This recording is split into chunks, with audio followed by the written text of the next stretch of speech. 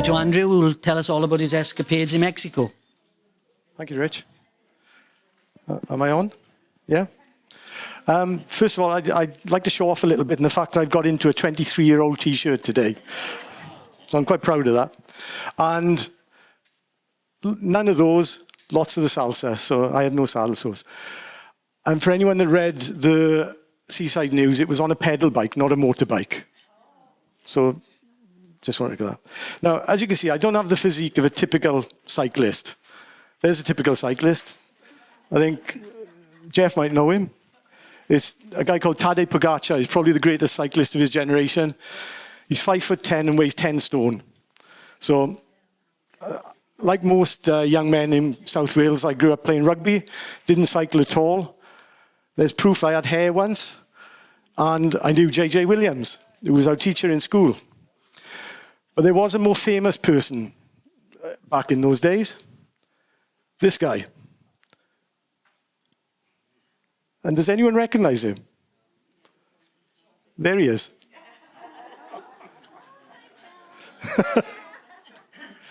So we were both in My State Comprehensive together, and JJ was our teacher. Now, I had to stop playing rugby in my early 20s because I got some problems with my back and wanted to carry on exercising. So I'd really never ridden a bike up until then. So I thought, that's a good exercise, not too much impact, so I got a bike and really got into it. It was quite addictive. So over the years, I was riding further and further, and eventually that became my main form of exercise. So moving on several years, back into late 1998, I was looking in the newspaper one day at the end of a day's work, and I saw an advert for this, El Grandissimo. It was a bike ride for Macmillan. It was cancer relief in those days, now cancer support. And I said, only semi-seriously, to my friend and colleague, Jerry Robbins, what do you fancy, Jerry? 600 kilometers on a bike across Mexico. Slightly to my shock, he said, yeah, what a great idea, let's do it. So we entered, we got accepted in it, and as part of the process, you've got to raise a certain amount of money. I think at the time it was £2,500. So we went with that. We also decided to pay for our flights and the accommodation, well, not accommodation on the trip, the support, so that people couldn't say, you're getting a free holiday on your sponsorship. So we had to go through the process of raising the money. So we did things like doing... That's all right. Well, I better switch mine off, actually. There we are. So we got in touch with local organisations. That's the prize giving at Ewhurst Bowls Club in Guildford. We also got ourselves in the hospital doctor on the front page. And by doing that and speaking to friends and family and our suppliers and companies we dealt with, and also Jerry had a lot of fairly wealthy private patients, we got in touch with those as well. We raised the money. Now, why did we do it for Macmillan? We worked in the Royal Surrey County Hospital in Guildford, which had a very large cancer centre, the St Luke's Cancer Centre. And as part of that, we worked quite a lot with the Macmillan organisation and their nurses and their support staff. So we realised what good work they did. So we thought, if we're going to raise money for anything, this was a good cause. So that's the route we got. It's 600 kilometres, 200 kilometres on the flat, and 150 kilometres climbing. And you can see we got up to 3,000 metres, which is just about 10,000 feet. And we do that in a day, from sea level to that in a day, 55-kilometre climb. We climbed altogether round about 27,000 feet, which is just under the height of Everest, over, I say, 150 kilometres. Undulating is slightly misleading. Their idea of undulating was a hill like Danagrai Hill. So they'd say in the morning, we got some undulations today, and we knew we were in for a tough day. So you can see there, we went from the the Atlantic coast on that side over to the Pacific coast here. Not the most detailed map you could get of a journey, but that's what we had to work with. So we flew from Gatwick via Dallas to Mexico City. That's us looking all happy and excited when we got there. That's 3.5 hours later. They wouldn't let us through customs with the bikes because they thought we were going to sell the bikes in Mexico.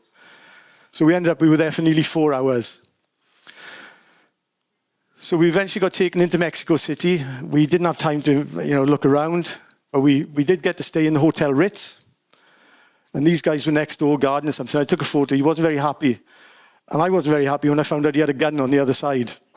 And he was putting his hand towards his back when I was taking a picture of him.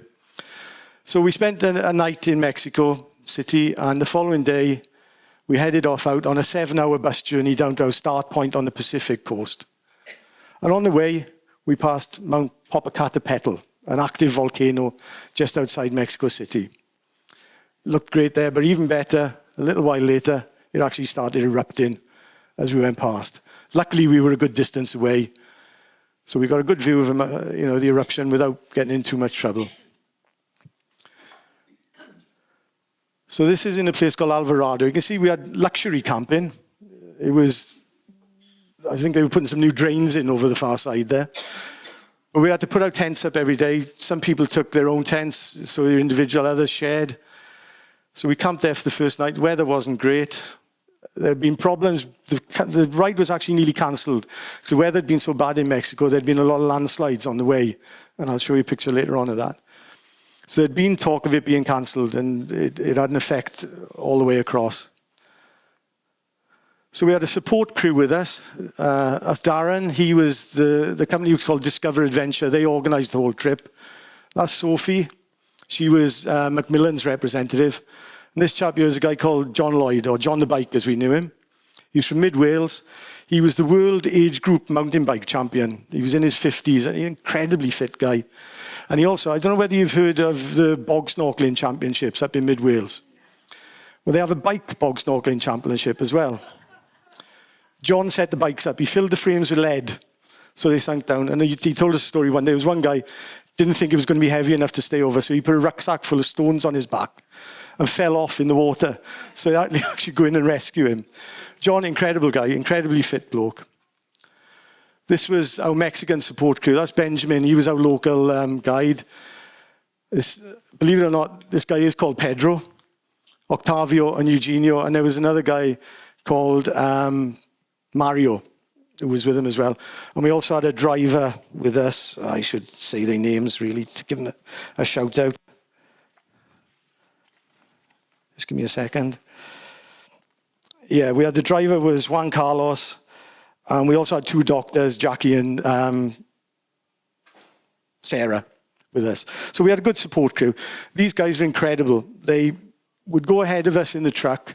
They'd have given us breakfast in the morning, be pancakes or scrambled eggs or whatever. They'd then pack up the kitchen in the back of the truck. They'd go on, they'd set up, they'd give us lunch as well, which would be sandwiches. And then we'd get to the night. They'd have set the kitchens up at the final camp, and they'd cook us an evening meal. It could be chili. They'd do steaks if they could get them. One night they'd run out of food. We did have spam sandwiches one night, they were delicious, actually. So these guys were brilliant. So we are getting ready for our first day cycling. So the first couple of days were nice and easy, quite flat, quite warm, in the high 30s. It's the sugarcane harvest, and not too bothered about pollution at the sugarcane processing factories there. So the first couple of days, easy. We pootled along and eventually got to our first campsite, which was a cow field with the cow pats. And we got to wash. There was a cow buyer who were running cold water there, so it was luxury that night. We had running water. And in the night, it was all cicadas and fireflies. It was amazing. These guys followed us for the first 4 days. They said it was for our own security, but we think it's because they got free food with us. We fed them every day.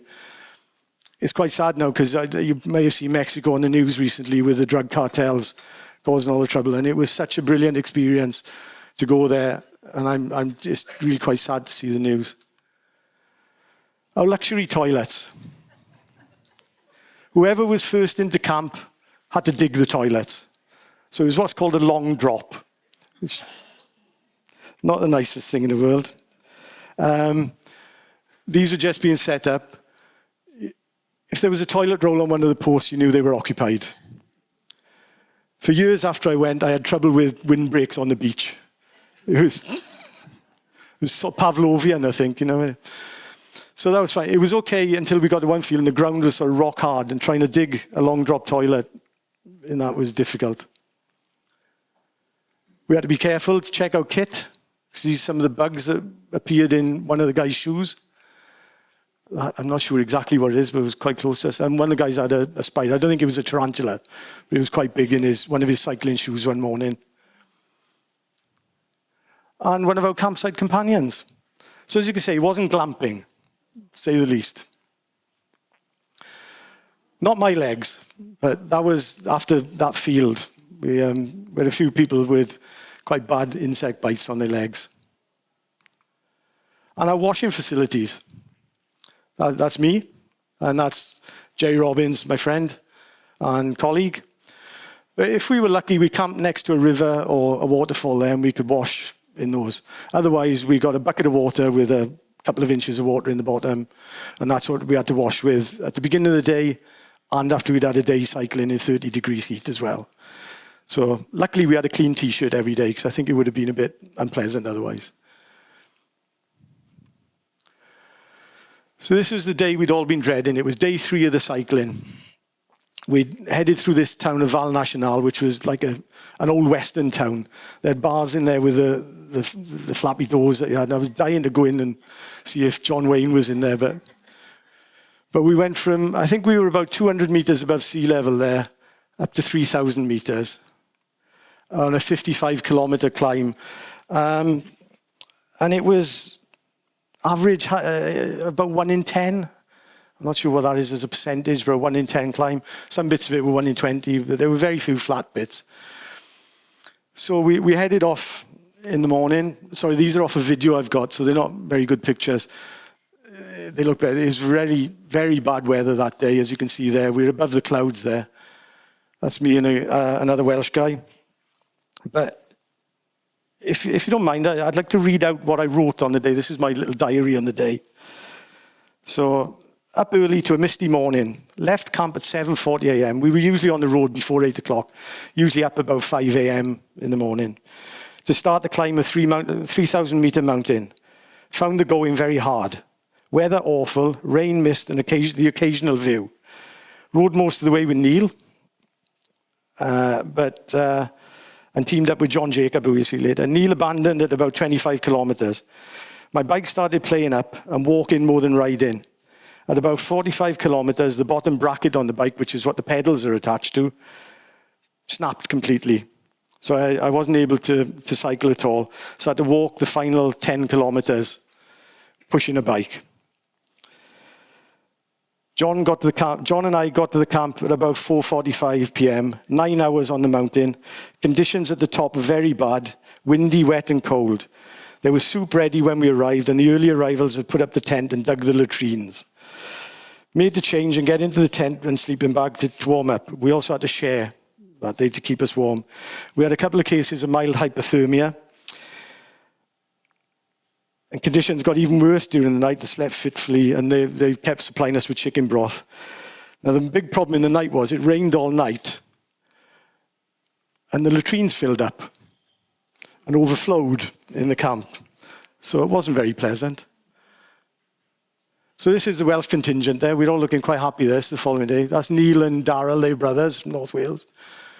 That's Lorraine, and that's Bernard, and that's me with a hat on there. So this is us the following morning trying to dry out. Now the interesting one here is this guy. He's one of our support crew. We're all quite close, and he's got a can of petrol that he's about to throw onto the fire to keep us warm. Health and safety wasn't a big deal. You heard me talking about Mario earlier on. He wasn't in the pictures because on that night, they'd opened a big tin of tomatoes to make the food. He decided to do it with a carving knife. So he went to push down hit the carving knife like that, and just slid down the blade and nearly cut his thumb. He was back the following day working up, but he nearly cut his thumb off. So you can see we were on the fire trying to dry out, but it was virtually impossible. And you can see the difference. There's, designer waterproofs, plastic bag and a bin bag.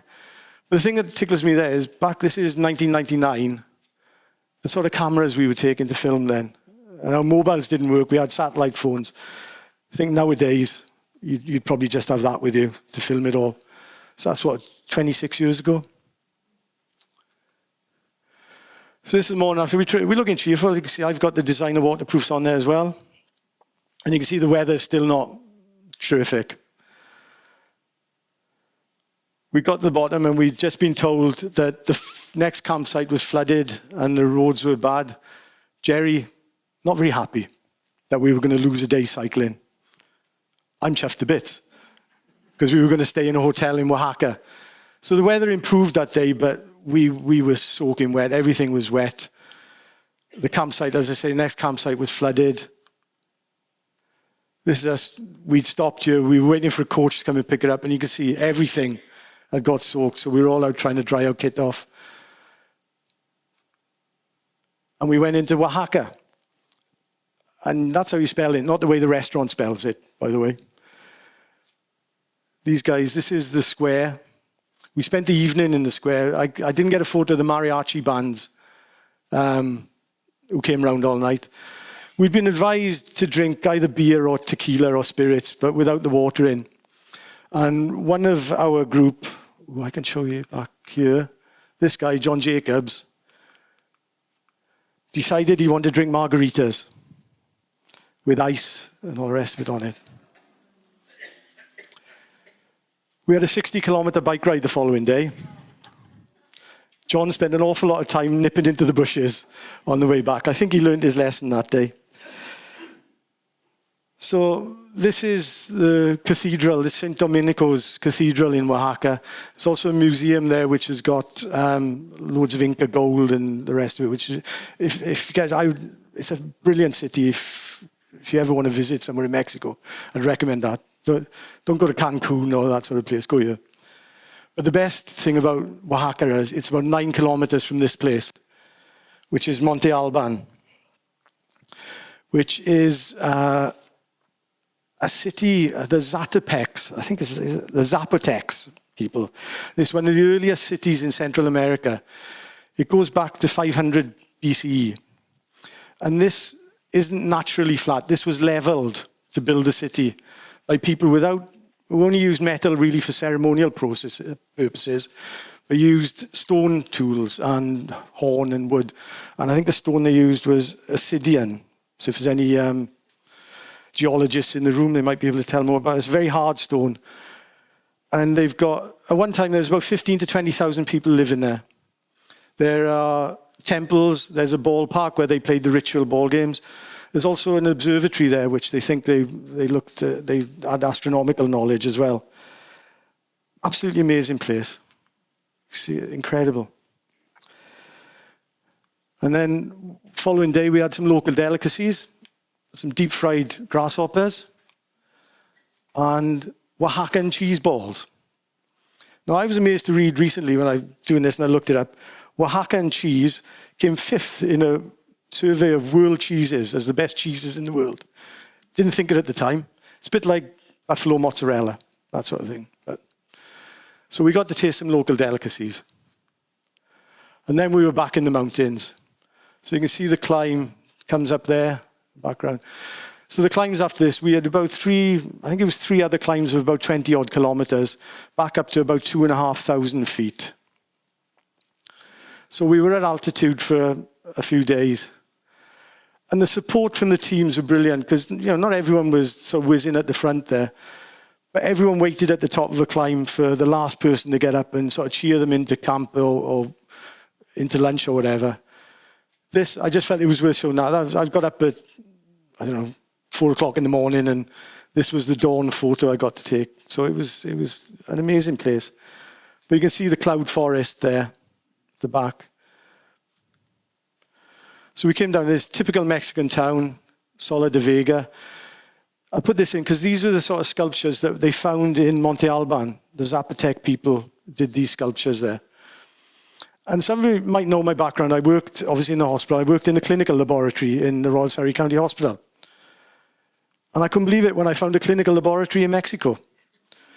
But I didn't think their health and safety was quite up to our standard, if you have a look at it. And the guy on the door there. I was tempted to go in, but we didn't. But it was great to see that. This was our favourite campsite. This was, I put the High Chaparral on because it reminded me, I remember the programme. He looked a bit like Manolito, I thought, the guy there. This was our favourite campsite. It was up at about 2,000 feet, 2,000 metres. And it was an absolutely clear night. It was November the 5th. And some of the guys had managed to get hold of some fireworks. We had a bonfire, a few beers. And most people slept with their heads out of their tents so they could see the stars. It was an incredible, incredible spot. The guys, that's where they cooked their steak. So, they really looked after us. I said about the landslides. That's what we encountered one day as we came to it. There's a few lesser ones than this, but the guys who were there were guys working on it. You can see the instrument behind. They were blowing it up. They were drilling holes and putting dynamite in it. So we thought we'd stay and have a look. We think they put extra dynamite in. Because when this went off, how none of us were killed, I have no idea. Because stones were landing everywhere with these rocks going up. But yeah, you can see the bus there is going to be waiting for a while, and these were locals waiting to get to wherever they were going. Now, we were all a bit gung-ho when we got into the mountains. Oh, it's not going to affect us. And John probably knows better than most what it's like at altitude. But after 4 days cycling at over 2,000 meters, we suffered. That's me. And we all had headaches. We all felt a bit ropey. So we were about ready to get back down to sea level. It wasn't all fun. This is Gadget Dave Ball. He was Gadget Dave because he had every contraption. He had video cameras, satellite phones, all sorts of good, tape recorders.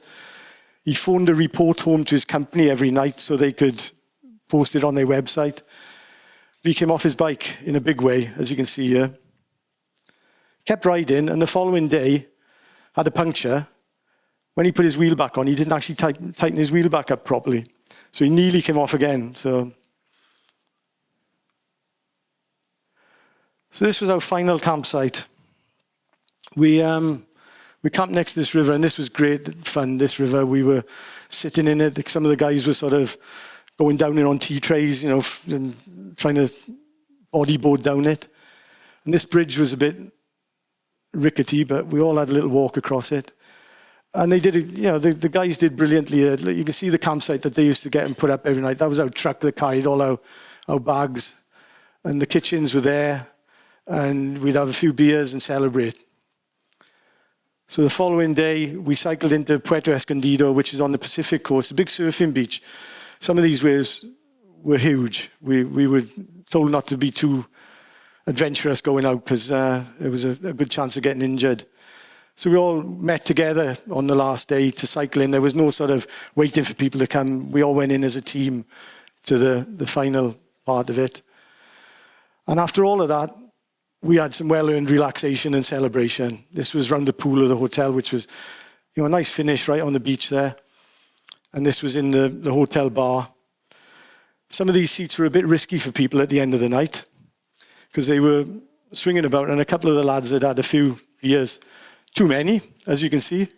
A little bit too. This is Chris. He just said, 'cause he came off a bike and scraped all the side of his face, which you can't see there. But it was a great trip. So we went from there to Acapulco. I don't know, has anyone been to Acapulco? No? Don't go. Horrible place. It was horrible. It was, I came out of the hotel and there was a taxi driver there, and the sort of things he was offering me at 9 o'clock in the morning to buy or he'd get for me, I didn't want to know. But we did go and see these guys, the cliff divers. I did take that photo. I must admit to not taking that one. But they were incredible, and it's a really narrow, and they've got to wait for the wave to come in before they dive off. And like the sea around here, there's rubbish in the water as well. So there's one of them in the water, actually sort of scooping the bits of wood and stuff out the way, because obviously if these guys hit it on the way down, but the only money they make is the tips they get off the tourists on the way out of the water. So that's how these guys make their living. So that was the end of the trip, the first time we went. That's how I explained why we went twice. Because we'd missed that day, when we came back, we flew back from Acapulco via Dallas back to the UK. Got back, and after a little while, we got to talking. And we felt we had this itch that we couldn't scratch, that we hadn't completed it. So 4 years later, the three amigos met up again, and we went back and did it again. Only this time, the first trip was in November, so the weather was cool and wet. This time we went in March. It was anything but cool and wet. 45 degrees was the hottest day we had cycling. Your bottles of water got warm. It was horrendous. These are taken in more or less the same spot. 1999, 2003. So we'd been warning the guys going up the mountain, have your jackets with you, it's going to be horrible. They're all cursing us by the end of the day because we'd had them carrying their waterproofs all the way up. But even at the top of the mountain, it was about 30 degrees. It was incredible. Tip as well, always use your sunblock. Eamon, my friend, spent the whole of the first day putting after sun on rather than sunblock. He was purple by the end of the day. He was that burnt. So he had to go and buy a long sleeve top. And the only one he could find was nylon. So have a think about riding in 40-degree heat in a long sleeve nylon top and having to put tubey grip on your legs because you burnt your front of your thighs so much as well. We still laugh about it today. And this was the final photo on the day. Now, these are our three girls who dressed up as supposedly Macmillan nurses. That's Dawn, Sheba, and Caddy. Caddy was actually a weather girl on BBC South. And I won't put the laser on it, but there's a guy in a kilt in the front, and if you look closely, you can see what a Scotsman wears under his kilt. And it's not a lot. They did take another photo, but yeah, it was a great guy. I'm actually at the back there, so the lighting wasn't very good, but they were an amazing group of people on both trips we went on. So was it worth it? Brilliant experience, as I've said. Mexico, the most amazing country. Every sort of scenery you can imagine, from the sort of high chaparral type things to the mountains, to little villages. There was one experience Damon and I had. We were there on our fancy mountain bikes going up this hill at about 2,000 meters up. And we heard this creaking behind us. We thought we were the kiddies cycling up. And we looked around, there was a young lad coming up behind us, this old rust bucket of a bike. And he hurtled past us like he was a Tour de France rider. And we sort of realized, he lives up here, that's his excuse. We don't live at altitude. So Mexican people, incredibly welcoming and friendly. On the second trip, we actually camped in the town square. We pitched our tents in the town square. We were welcomed by the people. They came to us, they brought fruit. And I do kind of wonder, or we wondered at the time, what it would be like if a group of 50 Mexicans turned up in a town square in the UK and pitched their tents. How welcoming would we be? Just a thought. Jerry and I raised just over £30,000 between the two of us. Incredibly generous people we dealt with. The companies were generous. Our friends and families were great. And it was good for the cause. We felt it was well worth it. And the two trips raised a total of nearly £450,000. So it was, and Macmillan still do try. I don't think they do. They don't do so many abroad anymore. They do a lot of walks in the UK and Caesar. So was it worth it? Yeah, it was worth it. It was a great experience. So a bit quick actually, Jeff. Hope that's all right. That's the end of the talk, I'm afraid. But if anyone wants to look, I've actually got my photo albums up the front here and some bits and bobs that you might like to have a look at. But there's a lot more photographs in there of the trip and papers that we had on the trip, if you want, and maps. If anyone wants to have a look at it, please, you're more than welcome. Thank you. Sorry, I forgot about questions. Sorry. 8 days. Yeah, we averaged about 50 miles a day. Some days were quite short. We had one day where we did nearly 100 kilometers that day. So there were a couple of really long days. The reason some of the days were short was they were so steep, and there was no way you could do a long ride on those days. But it was a fairly sort of condensed ride to do that, considering the conditions. Yeah. Yeah, usually I said most mornings we were getting up at about 4:30, 5 o'clock, because that's when it was getting because we were going to bed when it was getting dark, because we were camping out in the wilds. So I was saying, by the time you'd taken the campsite down and sort of packed up and loaded the truck up, we were then getting on the bikes about 8 o'clock in the morning. The guys had done breakfast for us by the time we went. But with the campsite, Jerry is one of the world's great snorers, my friend Jerry. And after about 2 days, they asked him if he could pitch his tent further outside the camp because he was keeping people awake. And I felt a bit guilty, so I went with him. And yeah, he was giving me sleeping tablets, so I had to stay near him. How many people in total took part? About 50 of us cycling altogether. All Brits. Yeah, yeah. Like I say, the support crew was Mexican, and the doctors and the Macmillan people were flew out with us from the UK then. Can I just say there's a lady sitting in the front there? Yeah. Apparently there's a Mexican lady sitting in the front. An incredible country, and I think what's been happening in the last couple of weeks is tragic, I think, out there. I was born in the state of Were you? Oaxaca, Yeah. and the name of Oaxaca is coming from a tree that has produces some seeds that they are edible. All right. And it's Oaxaca. Okay. I thought it was a great city, Oaxaca. And also you saw Monte Alban, Yeah. one of the main archaeological Yeah, sites. it's incredible up there. But there are other ones. Yeah. Mitla, several places. Yeah. This is one of the main ones. I think that was only about 9 kilometers outside Oaxaca, so it was handy because we only had the day there. We could get out to it. And the question is how they managed to build all these archaeological sites Yeah. in the top of a mountain Yeah. when there were no facilities to take all these Yeah. stones. Was the fact that they leveled that plaza off as well with very basic tools. I suppose, God, we can't even build HS2, and there's something like that, Well,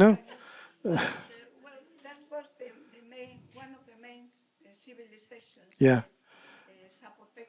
But they were earlier than the Incas and that, weren't they? There are like 36 dialects in Oaxaca. And the other place important is Mitla. Yeah. I don't know if you hear about that. No, we didn't go there. It's another archaeological I've got all the towns on the back of my T-shirt. You can have a look afterwards. And yes, great civilizations. Yeah. And they have great knowledge in archaeology and architecture and maths. And so there is a main museum in Oaxaca City. We went there. There was a lot of Inca gold, and so it was, yeah, All the treasures they found in the tombs. yeah. So all that is a lot of gold and jewelry. Yeah.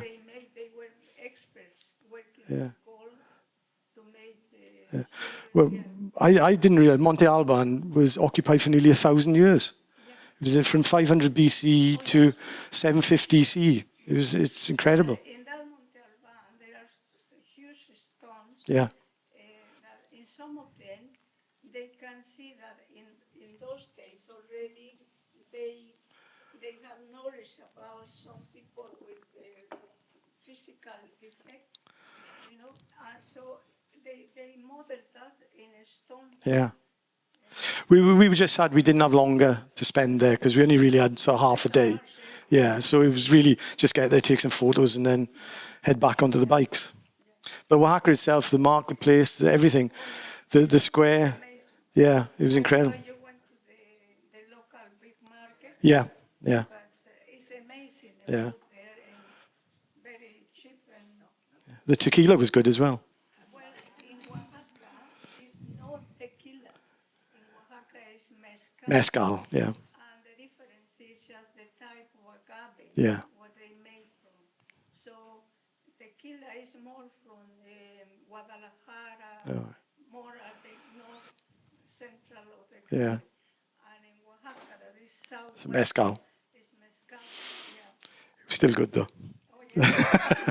Ken? Do you still cycle? Yeah, yeah. As often as I can. I think he's trying to say something, Andrew, but we'll pass. No, I'm not trying to say anything. No, I'm on the bike, not necessarily, I'm on the bike every other day.